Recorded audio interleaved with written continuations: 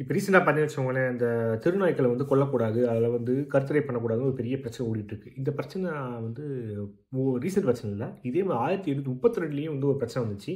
அந்த பிரச்சனையில் வந்து பாம்பேயில் நடந்துச்சு. அந்த கதையை நம்ம பார்க்க போகிறோம். 1832 பாம்பே முனிசிபாலிட்டி என்ன முடிவு எடுக்காங்க அப்படின்னா, ரோட்டில் இருக்கிற தெருநாய்க்களை வந்து கொல்லலாம் அப்படின்னு சொல்லி ஒரு லா பாஸ் பண்ணுறாங்க. இந்த லா வந்து பார்சி கம்யூனிட்டியில் வந்து மிகப்பெரிய ஒரு தாக்கத்தை உருவாக்குது. ஏன்னா பார்சி கம்யூனிட்டியில் என்ன நினைக்கிறாங்க அப்படின்னா, அவங்க வந்து இறந்த அப்புறமா அவங்கள வந்து சொர்க்கத்துக்கு கூட்டு போகிற ஒரு முக்கியமான ஒரு கருவியை வந்து நாய்களை பார்க்குறாங்க. நாய்களாக வந்து அவங்க இறந்தவங்களோட ஆத்மாவை கூட்டு போகும் அப்படின்னு ஒரு நம்பிக்கை இருக்குது அவங்களோட ரிலிஜனில், ஜோராஸ்ட்ரியன்ஸில். அதை என்ன பண்ணுறாங்கன்னா வந்து நாய்களை கொல்லக்கூடாதுன்னு சொல்லி இறங்கி ரோட்டில் போராட்டம் நடத்துகிறாங்க. இந்த போராட்டம் கொஞ்சம் நாள் வன்முறையாகவும் கலவரமாக மாறுது. இந்த வன்முறை கலவரத்துக்கு அப்புறம் பார்த்தீங்கன்னு வச்சுக்கோங்களேன், கவர்மெண்ட் வந்து சரி இதுக்கு மேலே வேலைக்கு ஆகும்னு சொல்லிட்டு அந்த லாவை, அந்த திருநாய்களை கொள்கிற அந்த சட்டத்தை வந்து திரும்ப வாபஸ் வாங்குறாங்க. இப்போ பார்த்தீங்கன்னா வந்து ஹைகோர்ட்டு, சுப்ரீம் கோர்ட்டு பல கேஸுகள் ஓடிட்டு இருக்கு. இந்த மாதிரி திருநாய்க்களை கொல்லக்கூடாது அப்படின்னு.